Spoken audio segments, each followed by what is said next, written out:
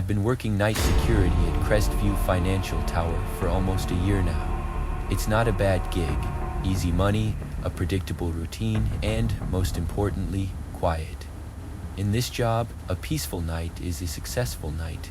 Crestview is one of those sleek glass towers in downtown Phoenix, all modern angles and reflective surfaces, a beacon of corporate efficiency.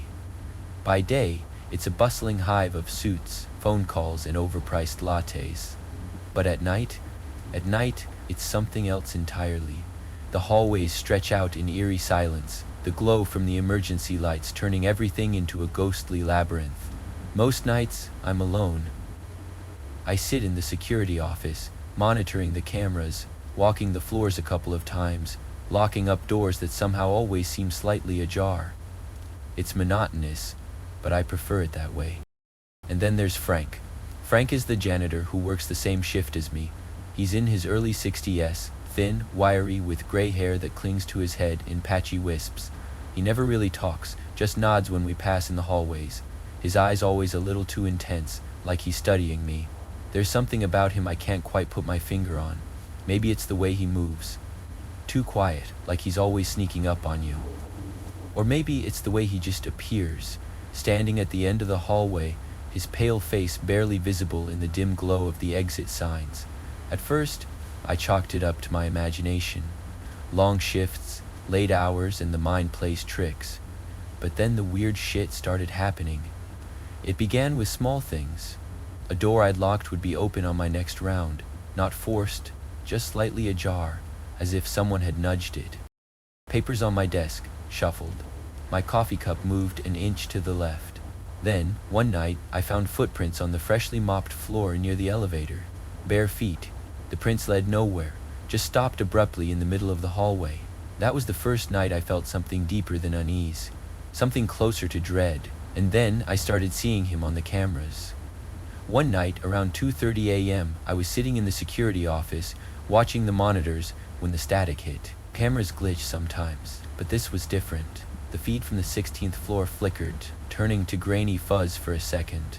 Then Frank appeared. He was standing in an empty office near the window, staring at his own reflection. Not cleaning, not moving, just standing there. His reflection looked wrong, distorted, elongated, as if the glass was warping his features. His mouth seemed slightly open, like he was whispering to himself. I grabbed my flashlight and took the elevator up. When I got there, the room was empty. No sign of Frank, no footprints, nothing. But the window was fogged up, and in the condensation, someone had drawn a smiley face, a crude, lopsided grin. That should have been enough to make me quit. It wasn't. I don't know what kept me coming back. Pride, stupidity, or maybe just curiosity, but I needed to know what the hell was going on. Then, one night, I followed him. It was a little after 3 a.m., and I saw him on the cameras again, standing in the basement hallway, just outside the maintenance room. Frank never had a reason to be down there. I grabbed my flashlight and headed to the lower level. The basement was colder than the rest of the building, the air thick with the scent of industrial cleaner and something else, something metallic. When I reached the maintenance room, the door was slightly open. Inside, rows of shelves lined the walls, stacked with cleaning supplies and tools. But something felt wrong. The air was heavy, suffocating. Then I noticed it. A metal shelf had been moved, revealing a hidden door behind it. The door was old, rusted around the edges. No handle, just a small keyhole. Above it, a plaque covered in dust. Author's personnel only. I knew I shouldn't go in. Every instinct screamed at me to walk away, but I couldn't. I rummaged through the supplies and found a set of old keys hanging on the wall. My hands trembled as I slid one into the lock. It turned with a soft click. The door creaked open, revealing a narrow stairwell leading down into darkness. I hesitated, then I stepped inside. The air grew colder with every step. The walls felt too close, the ceiling pressing down. My flashlight flickered, the beam unsteady. Then the smell hit me. Musty, damp, coppery. The stairs led to a small room, barely big enough to stand in, and inside, boxes, stacks of them. I knelt down, pulling one open. Photographs, old black and white images of families, smiling children, stiffly posed parents. Another box, clothing. A third, hair clippings. The last one, bones. Small, delicate, human. I staggered back, my breath coming in sharp gasps. Then I heard it, a soft creak behind me. I turned, my flashlight shaking, and there was Frank, standing in the doorway, blocking the exit. His face was blank, too calm. "You shouldn't have come down here," he whispered. My throat tightened, my pulse hammered. What is this?" I managed to choke out. He smiled, slow, sinister. "This," he said, gesturing to the boxes, "is where I keep the things I care about." The bile rose in my throat. I bolted, shoved past him. His hands clawed at my arm, but I broke free, sprinting up the stairs. His footsteps thundered behind me. I burst through the door, slamming it shut, twisting the lock with shaking hands. Then, silence. Just the hum of the building systems. I didn't stop running until I was back in the security office, slamming the door, locking it. I grabbed my phone and dialed 911. When the police arrived, they searched the building. The room was still there, the boxes, the photographs, the bones, but Frank was gone. I quit the next morning. It's been 6 months, but I still can't sleep without checking the locks twice. And sometimes, when I'm alone at night, I still feel like someone is watching me. Like Frank is still out there. I wish I could say that David Turner's story was just an isolated incident, a strange tale of a disturbed janitor and a hidden room filled with horrors. But the night shift has a way of unraveling things that shouldn't be touched, revealing shadows better left unseen. I didn't know David personally, only heard about what happened from an old coworker who swore up and down that he wasn't crazy. I didn't believe it then, I do now, because something similar happened to me. My name is Megan Holloway, and for 3 months I worked overtime at Horizon Tech Solutions in Denver. The pay was decent, and I liked the solitude of the night shift. No coworkers interrupting me with pointless small talk. Just me, my spreadsheets, and the faint hum of the air conditioning. But what happened in that office changed the way I look at empty buildings. It changed the way I look at reflections. It started with the whispers. The first night I stayed late, I noticed it around 11:45 p.m. A faint sound, just at the edge of hearing, like someone murmuring a conversation a room away. I took off my headphones, thinking maybe one of the cleaning staff had arrived early. "Hello?" I called. The sound stopped immediately. I checked the break room, the hallways, even peeked into the supply closet. Nothing. I told myself it was just the air vents. Old buildings made noises, right? That's what people always say. And I believed it. Until the whispers started forming words. The second week of overtime, the whispers became more distinct. I couldn't make them out at first.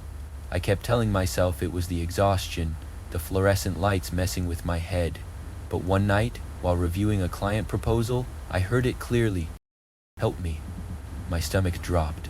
The voice was faint but unmistakable. It sounded like it was coming from my computer. I stared at the screen, the spreadsheet numbers blurring. The whispering stopped. I leaned closer, my heart hammering in my chest. And then I saw it, a reflection in the monitor, not mine, behind me. Behind me, standing just beyond the edge of my cubicle, was the outline of a woman. I spun around so fast, my chair toppled over. The office was empty, the hallway beyond deserted. But the whispering was gone too. The next morning, I casually asked Donna, the office manager, if anyone had stayed late the night before. She gave me a confused look.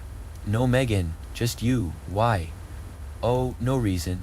Thought I heard something," I said, trying to sound nonchalant. Her smile faltered. "You heard something?" she asked, voice dropping slightly. "Yeah, like whispering. Probably the air vents." Donna's expression shifted to something else. Something like unease. "Yeah," she said, almost too quickly. "Probably the vents." I thought about that reaction for the rest of the day. That night, I stayed again, not because of the workload, I could have finished at home, but because I couldn't let go of that lingering tension in Donna's voice. By midnight, the whispers returned, but this time they didn't come from the computer. They came from the glass partition separating my cubicle from the next. The glass was frosted except for a clear band at eye level. The whisper was faint but persistent, like someone standing just beyond the glass, their mouth close enough to fog it with every syllable. I turned on my phone and recorded the sound. Later, when I played it back, I could hear the words, "Help me, I never left." The next day I went digging. Horizon Tech Solutions had moved into the building about 8 years earlier, but the building itself was older. Built in the late 90s, through some online searches I found an article about an employee named Linda Thompson who had died in the building. Heart attack, overtime shift, discovered the next morning by the cleaning staff. Her cubicle number? 1617, my cubicle. That night I almost didn't go in, but I had to know. I arrived at the office at 10:30 p.m., my stomach tight with dread. The lights hummed overhead, casting elongated shadows across the carpet. My heart raced as I stepped into cubicle 1617. I opened my laptop and pulled up the spreadsheet I'd been working on the night before. Everything looked normal, except for one cell highlighted in red. The number 1617 stared back at me, and next to it in the comments field, someone had typed, "She's watching." The whispers started immediately. This time, I didn't turn around. I opened the security feed from my computer, a feature I didn't even know existed until that moment. The grainy black and white footage of the office hallways flickered onto my screen. At first I saw nothing unusual. Then, in the corridor directly behind me, the camera showed a woman standing still. She wore a white blouse and a gray pencil skirt, her hair hanging limply around her shoulders. Her face was pale, her eyes dark voids, and she was standing right outside my cubicle. I spun around. No one was there, but the whispering grew louder, more desperate. "Help me, I never left. He never let me leave." I felt the temperature drop. My breath misted in the air. The glass partition beside me began to fog, as if someone was breathing directly on it. A word formed in the condensation. Run. My body reacted before my mind did. I grabbed my bag and sprinted toward the elevator, slamming the call button repeatedly. The lights in the hallway flickered. Behind me, the whispering voice shifted, becoming lower, distorted. "You're too late." The elevator doors finally opened. I jumped inside and hit the ground floor button. As the doors started to close, I saw the figure of the woman in white standing at the end of the hall. Her mouth opened wide, impossibly wide, like a silent scream. And behind her, half-breathed in the shadows, stood someone else. A man. I didn't stop running until I reached my car. The next day, I went to HR and quit on the spot. I didn't give a reason, just handed over my badge and left. Later, I got a call from Donna. She didn't ask why I quit, she just said, "You saw her, didn't you?" I don't know who the man behind her was, but I have a sick feeling that whoever trapped Linda Thompson there isn't done yet. And some night, some unsuspecting overtime worker is going to hear those same whispers. Help me, I never left. The night shift has its own kind of horror. I learned that from David Turner's story. Megan Holloway's experience only confirmed it. There is something about the quiet hours, those stretches of time when the world sleeps, that invites things we aren't supposed to see. I didn't believe in ghosts, not until the warehouse. My name is Eric Vasquez, and for 12 years I worked nights as a supervisor at Summit Logistics Center in Austin, Texas. It was a massive place. Rows of towering metal shelves filled with everything from electronics to toys, all waiting to be shipped. The size of the building alone made it easy to feel watched. But after what happened, I know that something was watching me. It started with the scraping noise. The first time I heard it, I was restocking aisle 27. It was just after midnight.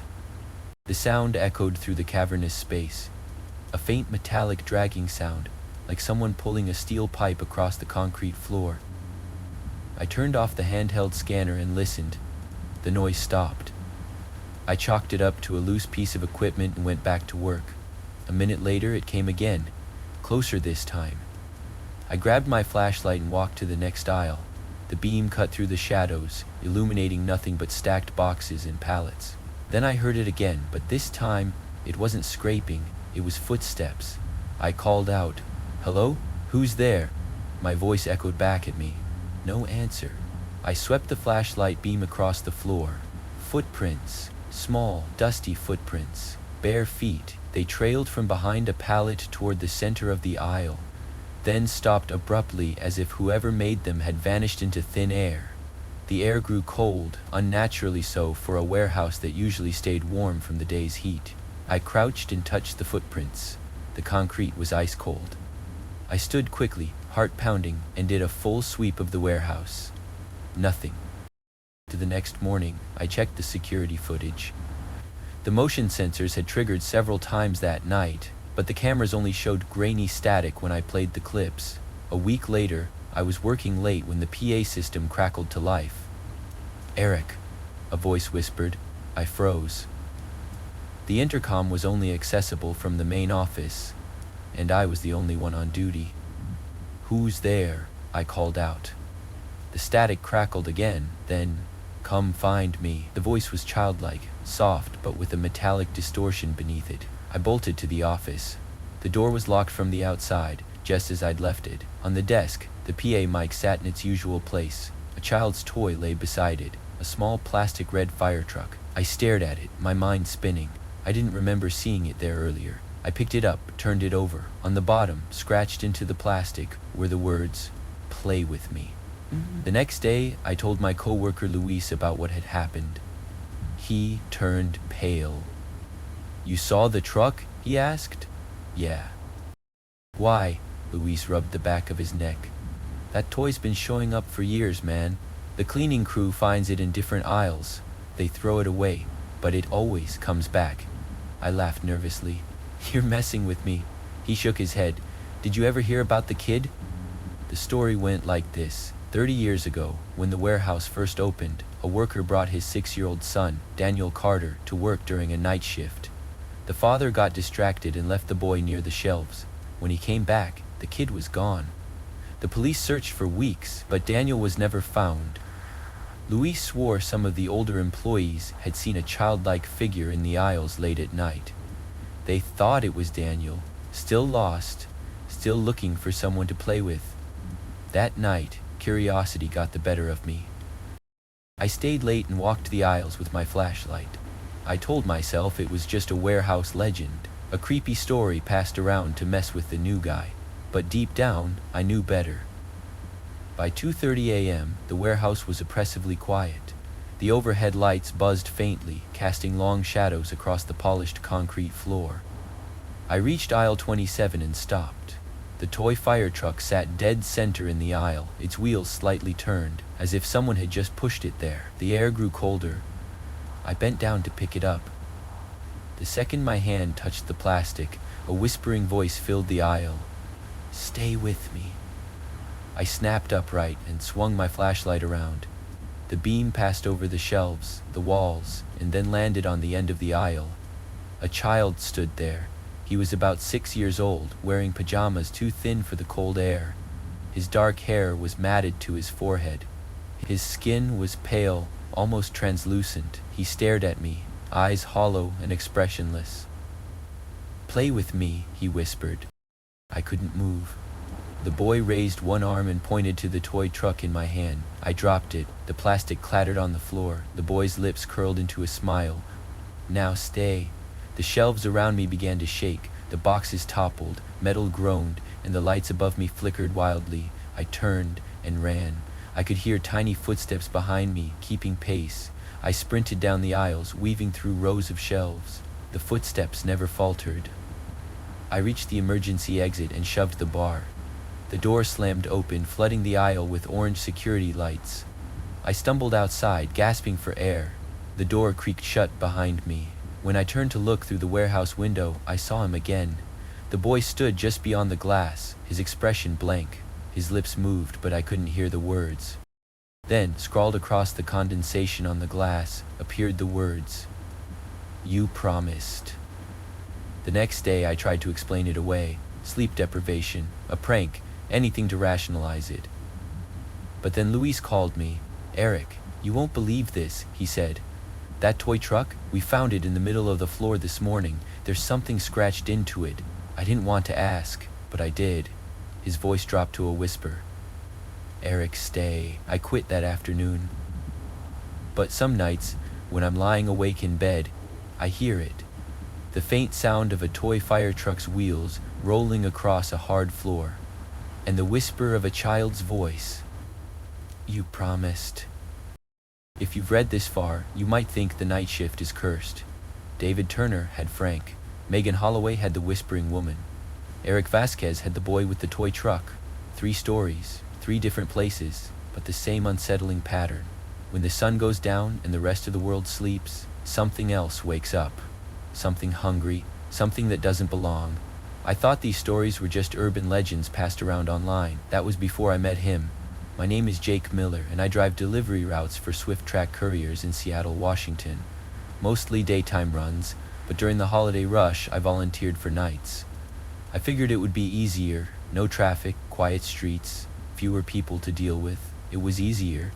At first, until the night I realized someone was following me. It started with a package mix-up. December 3rd, cold, damp air with that bone-deep chill Seattle winters are known for. I was scheduled to deliver to a warehouse out in Evergreen Industrial Park, one of those places where the streets are empty after 7 p.m. and the only light comes from flickering street lamps. The order had been listed for delivery the previous night, but somehow it got rescheduled to me. The address looked normal enough, but the note in the system gave me pause. Deliver to front entrance. Do not enter property. Do not turn around. I remember laughing when I read that. Weird instructions weren't unusual. Clients sometimes left strange requests, but that night it felt wrong. Still, I grabbed the package, a small, square box, heavier than it should have been for its size, and loaded it into the van. The drive to Evergreen was uneventful, just me, my podcast, and the sound of the van's engine cutting through the quiet. But when I turned onto the main road leading to the industrial park, I noticed the headlights. At first, I thought it was just another car, maybe a truck heading to one of the few late-night shipping docks. The headlights appeared in my rearview mirror, about 2 blocks behind me. I changed lanes. The headlights followed. I made a left turn, so did they. Now, I know Seattle's streets. I grew up here, memorized every detour and dead end. So I made a sharp right onto a side street that nobody uses unless they're lost or trying to avoid a DUI checkpoint. The headlights followed. I drove in circles for 15 minutes, left, right, backtracking, even pulling into a dead-gim cul-de-sac to see if they'd pass by. They didn't. They stopped at the entrance of the cul-de-sac. Their headlights dimmed to parking lights. A shiver ran down my spine. I couldn't see who was driving. I didn't wait to find out. I threw the van into reverse and sped back toward the industrial park. By the time I reached Warehouse 3 and 14, the pursuing car was gone, but the sense of unease lingered. The building looked abandoned. The front entrance had a padlocked chain, but the lock hung broken and rusted. The windows were filthy, the walls stained from years of rain. I parked, grabbed the package, and walked toward the entrance. As instructed, I left the box at the doorstep. I scanned it with the delivery app. The screen flashed an error message. Delivery incomplete. Await further instructions. I stared at the phone, confused. The app never did that. Then the screen changed again. Don't turn around. My breath caught. I felt the hair on the back of my neck stand up. I wasn't cold anymore, just frozen with dread. The street lamp overhead flickered. Somewhere behind me, footsteps crunched on gravel. I gripped the phone, its plastic slippery with sweat. The footsteps were slow, deliberate. Someone was walking toward me. The app buzzed again. I glanced down. He's behind you. I couldn't help it. I turned around. He stood about 10 feet away, just beyond the edge of the street lamp's glow. Tall, thin, wearing dark clothes. His face was in shadow, but his eyes caught the faint light, reflective, like an animal's. His head tilted slightly to one side, as though curious. Package delivered, he asked. His voice was low, raspy, almost like he'd been gargling gravel. I couldn't speak. My chest tightened, panic flooding my veins. You weren't supposed to turn around, he said softly. He took a step forward. I took a step back. He smiled. I couldn't see his teeth, but I felt that smile. I bolted for the van. The door slammed behind me as I locked it. My hands fumbled with the keys. The engine coughed to life. I slammed the gear into reverse and hit the gas. As I backed away, my headlights caught him. He was standing in the middle of the road, motionless. His face was visible now, pale skin stretched tight over his skull. His lips were too thin, and his eyes, they were completely black now, like deep pits. And he was still smiling. The tires screeched as I tore out of there. I didn't stop until I reached the Swift Track distribution center downtown. I parked under the bright lights, locked the doors, and sat there shaking for an hour. Eventually, I went inside to report the incident. The night dispatcher, Caleb, frowned when I told him. "You said warehouse 314?" he asked. "Yeah." He typed on his keyboard, his face going pale. "Jake, we don't have any delivery scheduled for that address tonight. In fact, that warehouse has been empty for over a year. The account was closed last December." I showed him the app message. It was gone. The delivery record had vanished. The next day, I called in sick. I didn't go back to work for a week. When I finally returned, I found a note tucked under my van's windshield wiper. The paper was yellowed and dirty, the writing smeared. It said, "You turned around, he sees you now." That was 4 nights ago.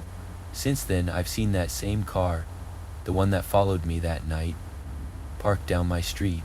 Always the same spot, always with its parking lights dimmed. I haven't turned around to look at it directly, because deep down I know who's inside. The night shift holds secrets we aren't supposed to uncover. I've heard the stories. The janitor who vanished, the woman whispering from the glass, the child who wanted someone to play with, and now me. I've tried staying awake during the day, leaving the lights on at night, convincing myself it's paranoia. But just now, while typing this, I heard footsteps outside my apartment. Slow, deliberate, gravel crunching beneath shoes. And my phone buzzed. A notification from the Swift Track app, even though I deleted it days ago. The message says, "Don't turn around, he's here." I'm going to run. But I know this. You can ignore the night all you want, but if he sees you, he never stops watching. Jake Miller thought he left the fear behind when he stopped delivering to Evergreen Industrial Park, but some things follow you no matter how fast you drive. The night shift is like that. It doesn't just give you nightmares, it becomes one. I know. My name is Olivia Green, and I've worked nights at Starlight Retirement Home in Sacramento, California for the past 3 years. I took the shift for the quiet, the stillness. No ringing phones, no endless paperwork, just the soft hum of machines and the occasional creak of an old floorboard. That quiet became my worst enemy, because it wasn't just the building settling, she was here. I started noticing it after Mr. Phillips died. He passed in room 29 peacefully in his sleep. At least that's what the coroner said, but I was there when the machines flatlined.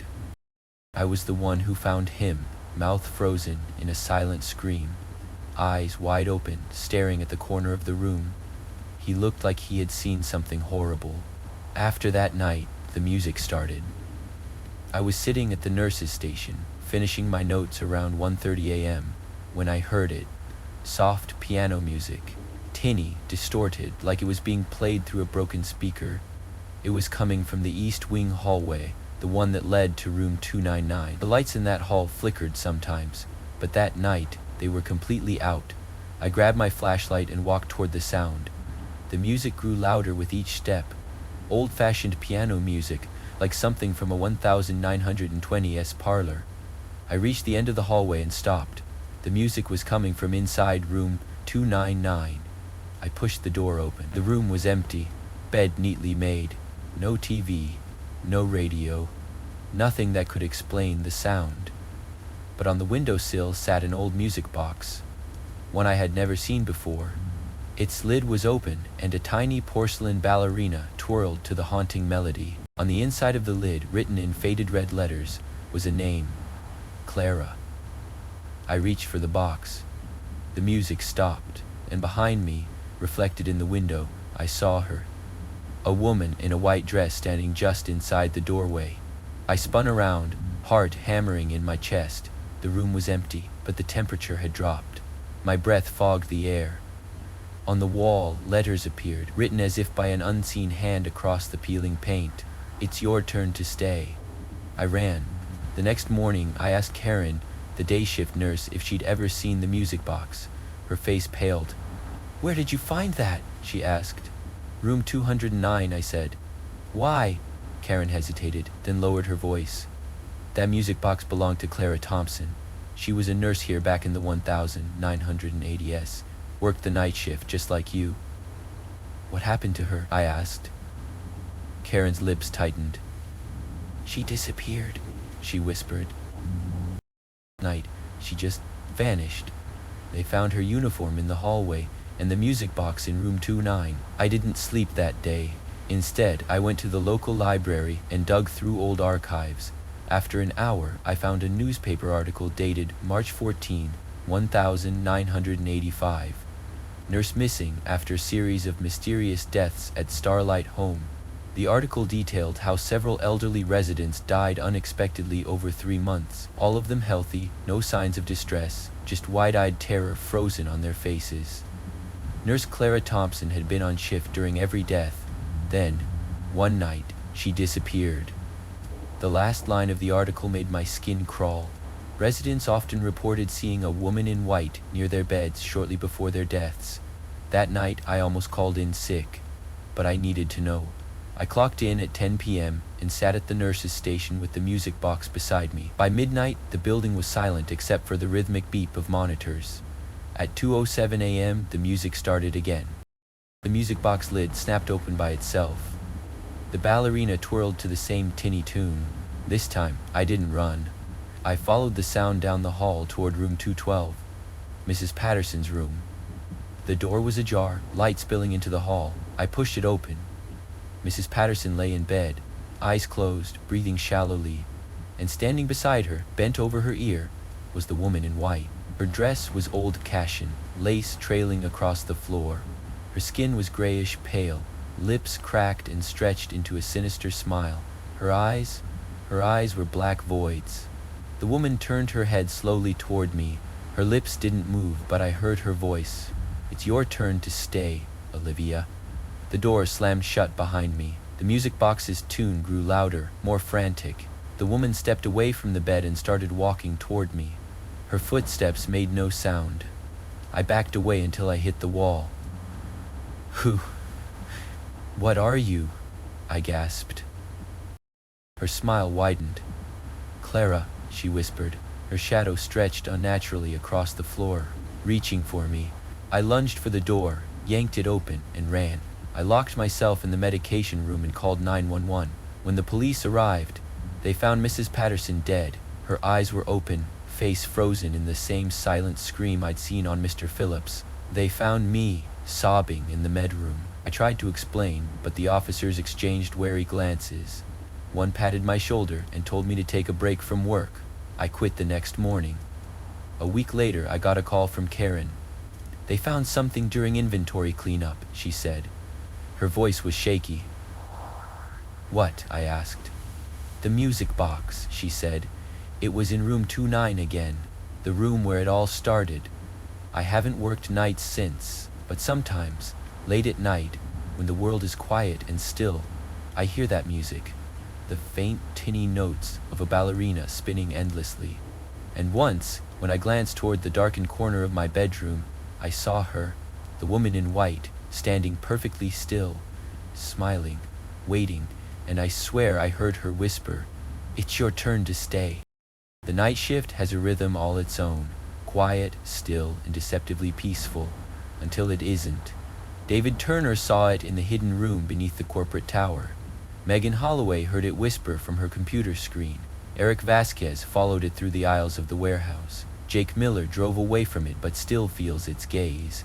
Olivia Green tried to care for those left behind and found herself haunted by a nurse who never left. 5 different people, 5 different places, same dark presence. My name is Tom Harris, and I work nights as a 911 dispatcher in Kansas City, Missouri. It's a job that requires patience, calm, and the ability to handle human suffering through a phone line. I've heard it all, cries of panic, screams of terror, silence after a gunshot. But nothing compares to the voice that called me that night. It was 2:13 a.m. when the phone rang. I remember the time because I'd just finished my 3rd cup of coffee and stretched my aching shoulders.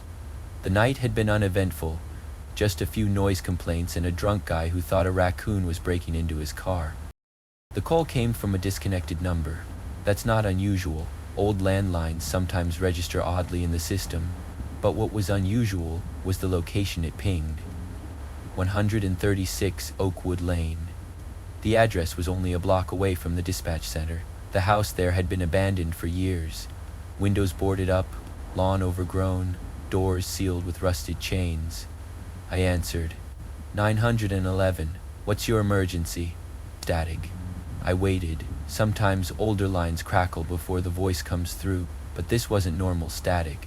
It was wet, like someone was breathing directly into the receiver. He's here, a male voice whispered. He's watching me. The hair on my arm stood straight. Who's watching you, sir? I asked, keeping my voice steady. Silence. Then, you? The line went dead. I stared at the screen. 136 Oakwood Lane. The dispatch log showed the call came from an inactive landline, disconnected in 1994. I didn't want to go there, but protocol required me to alert officers on duty. I radioed Officer Dean Mitchell, who was patrolling nearby. Dean, can you check out 136 Oakwood Lane, possible trespasser? Oakwood? He said. That place? Sure, give me 10. I muted my mic and took a deep breath. My gut told me this was all wrong. 10 minutes later, Dean's voice crackled through the radio. Tom, he said, voice tight. The house is empty. Did you check the phone line? I asked. He was silent for a moment. Yeah, there's no phone here. The line's been cut for years. A pause. Wait, there's an old phone on the porch, one of those rotary models. My heart dropped. Describe it, I said. It's black, scratched, and it's ringing. My eyes locked on the monitor as the emergency line lit up again. Same number, same disconnected tag. Don't answer it, I said, but Dean was already responding. Hello, I heard it over the radio, the faint, wet static, then the voice. He's here. Who? Who's here? Dean asked. Behind you. Dean's radio crackled, followed by the sound of footsteps and a sharp intake of breath. Jesus Christ, Dean shouted. His radio clattered to the ground. I called his name, no response. I dispatched backup. Officers arrived in less than 5 minutes. Dean was gone. His patrol car was there, door open, engine running. The rotary phone still sat on the porch. The line was disconnected. The officers found 2 sets of footprints, Dean's and another set, bare feet. The footprints led from the porch to the side yard. Then, abruptly, they stopped. I didn't sleep that day. Instead, I pulled property records on 136 Oakwood Lane. The house had belonged to a man named Walter Reeves, who died in 1994. Heart attack. Neighbors reported strange noises from the property before his death. Phone calls made from lines that were never connected. Whispering voices heard late at night. Walter had been a phone technician. His job was to maintain lines for businesses and homes throughout the city. The more I read, the colder I felt, because one of the buildings where he worked was the old Summit Logistics warehouse, and another was the Starlight Retirement Home. That night, I returned to work. I told myself it was just a coincidence. At 2:13 a.m., the line rang again. I didn't want to answer, but I couldn't stop myself. 911, what's your emergency? The voice was clearer this time. You're next. I slammed the headset down. The phone rang again immediately. The screen showed my own home address. I bolted out of the dispatch center and drove home. The house was dark. The front door stood ajar. Inside, the old rotary phone sat on my kitchen table, its cord dangling. The phone began to ring. I backed away toward the front door, but then I heard footsteps, bare footsteps, coming down the hall. A shadow passed across the kitchen wall, heading toward me. I sprinted outside, slammed the door, and didn't stop running until I reached my car. I stayed at a motel that night. The next morning I returned to my house with 2 police officers. The rotary phone was gone. On the kitchen table, scratched into the wood, were the words, "Don't hang up." I quit my job the next day, but last night my cell phone rang. The caller ID was blank. When I answered, the voice said, "He's here." The call came from a disconnected number, and when I checked the call log, it showed the location, 136 Oakwood Lane. They say the night shift is quiet, peaceful. That's a lie, because when the sun goes down, the ones we can't explain, the watchers, the whisperers, the lost ones, they come out. And sometimes, if you answer the wrong phone call, if you turn around at the wrong moment, they find you. And once they find you, they never let you go. The stories you've just experienced are more than eerie tales of shadowed hallways, whispering voices, and unseen watchers. They are warnings, cautionary echoes from those who dared to face the unknown during the quietest, darkest hours of the night. Night shifts are often described as peaceful, solitary, even safe. But solitude has a way of pulling back the veil that daytime distractions keep firmly in place. When the world sleeps, something else wakes up, and those who work through the night, security guards, analysts, warehouse supervisors, drivers, caretakers, dispatchers, become unwilling participants in a game they never signed up for. What can we learn from these 6 stories? Trust your instincts. David Turner felt something off about Frank long before he discovered the hidden room. Your instincts exist for a reason. If something feels wrong, a door left open, a shadow where none should be, listen to that inner voice. Never ignore the unseen. Megan Holloway tried to explain away the whispers and reflections, but the unseen world doesn't disappear just because we dismiss it. Acknowledge the strange when it happens, and don't underestimate what might be staring back at you from the glass. Curiosity can be dangerous. Eric Vasquez followed the sounds of scraping metal and discovered a child's ghost begging for companionship. Curiosity may seek answers, but sometimes the truth is a trap. There are places, like forgotten aisles or hidden doors, that are better left untouched. Don't turn around. Jake Miller didn't listen to the note's warning. His story reminds us that sometimes not knowing is safer. If something tells you not to turn around, don't. Curiosity can lure us into their gaze, and once they see you, it's hard to break free. Pay attention to patterns. Olivia Green learned that the music box wasn't just a relic of the past. It was a harbinger of death. Patterns of strange occurrences, repeated phenomena, or unexplained sounds often indicate a presence that refuses to move on. Some calls should go unanswered. Tom Harris picked up a disconnected line and found himself ensnared by something far older than the phone system. Technology connects us across distances, but it can also connect us to things we shouldn't communicate with. If you work nights, stay aware, trust your instincts, and remember, don't follow shadows. Don't engage with whispers. And if the night itself seems to recognize you, it probably does. Thank you for joining us on this terrifying journey through the haunted world of the night shift. We know there are countless ways to spend your time, and we're grateful you chose to share some of it with us. If these stories sent a chill down your spine, let us know by liking the video, subscribing to the channel, and turning on that notification bell so you never miss a new nightmare. And remember, if you have a real-life horror story of your own, share it in the comments. You never know who might be listening or what might be listening back. Stay safe, stay aware, and never ever turn around. Until next time, Horror Stories team, where the night never truly sleeps.